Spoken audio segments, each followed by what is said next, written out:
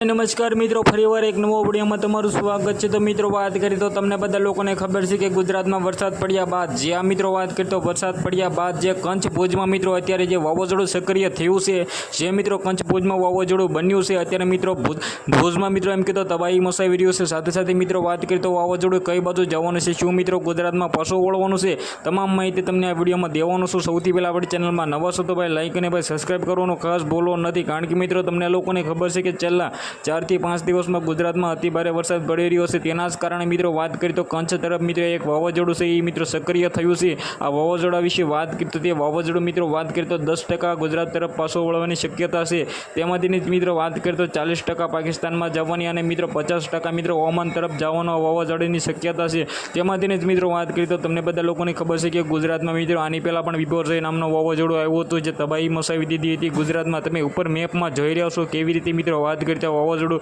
દિવસે ને દિવસે વધતું જાય છે અને મિત્રો વાવાઝોડું જો ગુજરાત પર પાછું વળવાની શક્યતા મિત્રો ખૂબ જ ઓછી છે।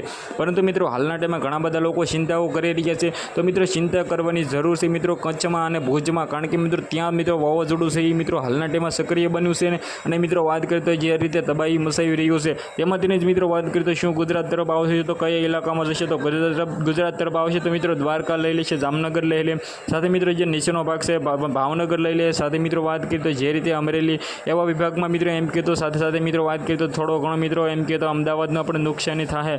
તો વાવાઝોડું મને તો નથી લાગતું કે ગુજરાત તરફ આવે, તમને શું લાગે છે કમેન્ટ કરવાનું ખાસ બોલવાનું નથી। તમે ઉપર મેપમાં જોઈ રહ્યા છો કેવી રીતે વાવાઝોડું છે એ આગળ દિવસે ને દિવસે વધી રહ્યું છે, તો તે વાવાઝોડું જઈ રહ્યું છે ઓમાન તરફ। ઘણા બધા લોકો કહે ગુજરાતમાં આવશે, તો ભાઈ ગુજરાતમાં મને નથી લાગતું કે આવશે। તો મિત્રો આ વિડીયો વિશે તમારે શું કહેવું છે કમેન્ટ કરવાનું ખાસ બોલવાનું નથી। આ વિડીયોમાં આટલી જ માહિતી, આપણે એક નવો ઇન્ટરેસ્ટિંગ વિડીયો સાથે મળી, ત્યાં સુધી જય હિન્દ જય ભારત।